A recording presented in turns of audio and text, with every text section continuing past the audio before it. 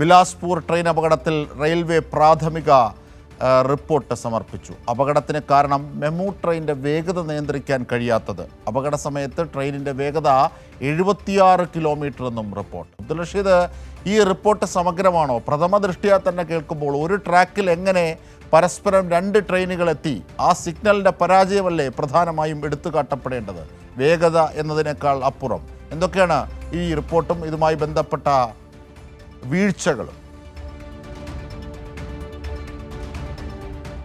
11 പേരുടെ മരണത്തിനിടയാക്കി ആ ട്രെയിൻ അപകടവുമായി ബന്ധപ്പെട്ടുള്ള പ്രാഥമിക റിപ്പോർട്ടാണ് ഇപ്പോൾ ബിലാസ്പൂർ റെയിൽവേ സ്റ്റേഷൻ കേന്ദ്ര റെയിൽവേ മന്ത്രാലയത്തിന് സമർപ്പിച്ചിട്ടുള്ളത്. ഈ പ്രാഥമിക റിപ്പോർട്ടിൽ പറയുന്നത് ലോക്കോ പൈലറ്റിന് തീവണ്ടിയുടെ വേഗത നിയന്ത്രിക്കാൻ സാധിച്ചിരുന്നില്ല. മണിക്കൂറിൽ 76 കിലോമീറ്റർ ആയിരുന്നു മെമു ട്രെയിനിന്റെ വേഗത എന്നുള്ളതാണ് ഇപ്പോൾ ഈ പ്രാഥമിക റിപ്പോർട്ടിൽ പ്രധാനമായും ബിലാസ്പൂർ റെയിൽവേ സ്റ്റേഷൻ സമർപ്പിച്ചിട്ടുള്ളത്. എന്തായാലും എങ്ങനെയാണ് അപകടത്തിന് കാരണം എന്നതിൽ കൃത്യമായിട്ടുള്ള ഒരു മറുപടി ഈ പ്രാഥമിക റിപ്പോർട്ടിൽ ഇല്ല എന്നുള്ളത് തന്നെ വ്യക്തമാകുന്നത്. പ്രത്യേകിച്ചും ഒരേ ട്രാക്കിൽ 2 ട്രെയിനുകൾ എങ്ങനെ ഒരേ സമയം എത്തി എന്നതുമായി ബന്ധപ്പെട്ട ചോദ്യങ്ങൾക്ക് ഇപ്പോഴും മറുപടിയില്ലാതെ തന്നെയാണ് നിലനിൽക്കുകയും ചെയ്യുന്നത്. എന്തായാലും നിലവിൽ ഇപ്പോൾ ലോക്കോ പൈലറ്റിന് മേൽ ഈ കുറ്റം ചാർത്താനുള്ള ശ്രമമാണ് ഇപ്പോൾ കേന്ദ്രത്തിന്റെ ഭാഗത്തുനിന്നും അതോടൊപ്പം ബിലാസ്പൂർ റെയിൽവേ സ്റ്റേഷന്റെ ഭാഗത്തും ഉണ്ടാകുന്നത് എന്നുള്ളതാണ് മനസ്സിലാക്കാൻ സാധിക്കുന്നത്. നിലവിൽ പ്രാഥമികമായിട്ടുള്ള റിപ്പോർട്ടിൽ പറഞ്ഞിരിക്കുന്നത് ലോക്കോ പൈലറ്റിന് മെമു ട്രെയിനിന്റെ വേഗത കുറക്കാൻ കഴിഞ്ഞില്ല എന്നുള്ളതാണ്. എന്തായാലും കഴിഞ്ഞ ദിവസമായിരുന്നു ഇത്തരത്തിൽ ദാരുണമായിട്ടുള്ള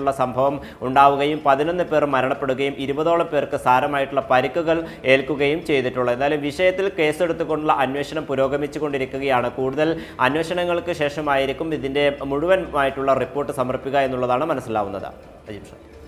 ശരി, അബ്ദുൽ റഷീദാണ് വിവരങ്ങൾ വിശദാംശങ്ങൾ നൽകുന്നത്.